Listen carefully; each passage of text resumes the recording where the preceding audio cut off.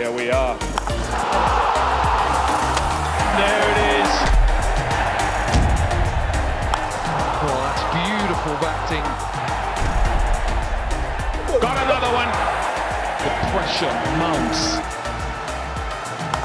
Simple catch. Outstanding. It's the start of the West Indies international season, and we're on the wonderful tourist destination, the island of Barbados.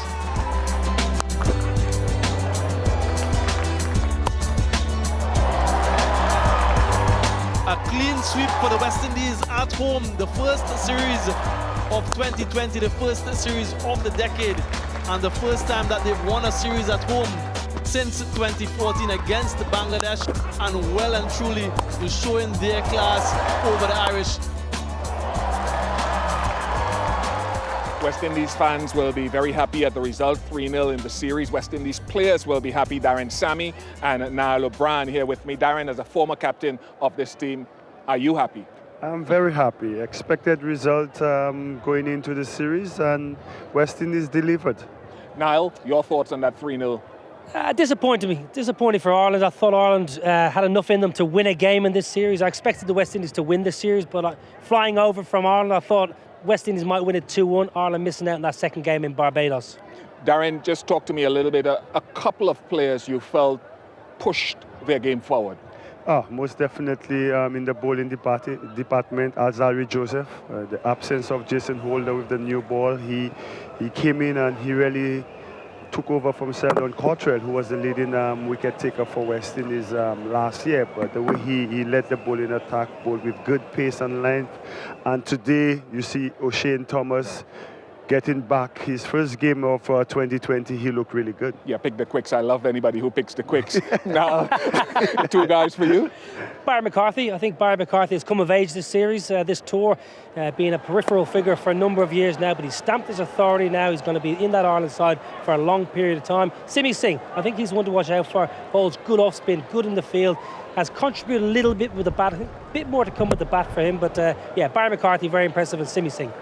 Let's talk T20 now with the T20 series coming up. You know this game like the back of your hand. What are we to expect from the West Indies? Well, again, similar result, but you know, T20 does bring the teams closer together. There's less chance for West Indies to dominate over a longer period. One little over could change the momentum of the game. So, but I expect West Indies to win. The inclusion of Dwayne Bravo in that bowling lineup will bring a lot more experience and security in the dead overs for Pollard. But look, West Indies have a really good team and should dominate this series. I want to pitch on that just to take a little bit away from that. Defending champions, world champions, the West Indies, led by this gentleman here. Do Ireland have the power to compete and overcome this T20 West Indies team? In a word, yes. They've got powerful players like Stirling and Kevin O'Brien who will open the batting, and those two have had brilliant 2019, so I think those two are going to be key. Andrew Balbirnie will obviously be a fine batsman. So in the batting department, I think Ireland have the firepower to either post a big score or chase down a good score on brilliant pitches. Let's not forget, these wickets are fantastic for batting. Hopefully Ireland, they reflect from this ODI, put it to bed, park it, and go back at T20 with a free spirit and take the West Indies on. You know, we focus so much on batting, but you guys picked 4 bowlers just now in the 4 players that you like. The West Indies have the Bravo apart, we know what he can offer. Do they have the bowling resources to do what they need to do? Oh yes, Sheldon Cottrell stands out for me. Keswick Williams, who I think is the leading bowler, fast bowler in T20 cricket for West Indies. He comes into the team and bowling these conditions, his variation. He does have a quicker ball. He could put the Irish batsmen under pressure, and also Hayden Walsh, you know, coming fresh from a good CPL, with the pressure to score against him, you could see him taking wickets. For 6 months before this series, Ireland hadn't played one days because they were so focused on qualifying for the T20 World Cup. That tournament in the UAE, what will they bring into this series here against West Indies? Well, I think they got a lot of confidence. First of all, they reach their objectives of get to the World Cup, which was first and foremost paramount, absolutely essential. So there is a building block in place. Some of these young guys are really kind of brought up in T20 cricket. So like Gareth Delaney, he's had a difficult couple of days in Barbados with bat and ball. Let's face it. he's had a really good time in T20 cricket. I think his bowling in T20 will be a lot more suited. He's a powerful batsman. Let's see how Tucker goes in the shorter format behind the sticks and with the gloves and with the bat. So I think Ireland will be upbeat. They're going to be up against it. These West Indies boys are a top-class T20 team. Power from almost 1 to 11. Pace with the ball. Some good variation with the spin department. So it's going to be tough for the boys from Ireland.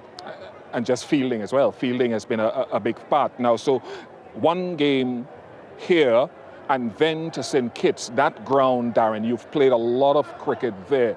Talk to me a little bit about that. Yes, St. Kitts, we tend to go there and say it's a small ground, but the amount of scores you get under 150, it creates that the pitch is not really as true as we assume it would be. Right. But the West Indies boys would have so much knowledge of that wicket. Kyron Pollard, Hayden Walsh, and all these guys would know that ground very well. And but the tone has to be set from here. Make use of that good cricket wicket and the outfield here, and then in St. Kitts will be the decider.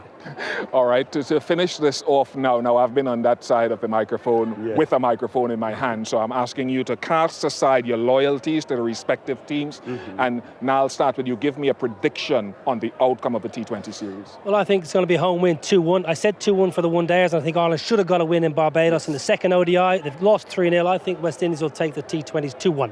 Darren? I'm thinking 3-0. Okay. Anything else will be a disappointment for you? Yes. There we have it. Niall O'Brien says 2-1. Darren Sammy says no chance. 3-0 whitewash for the West Indies. Much to look forward to.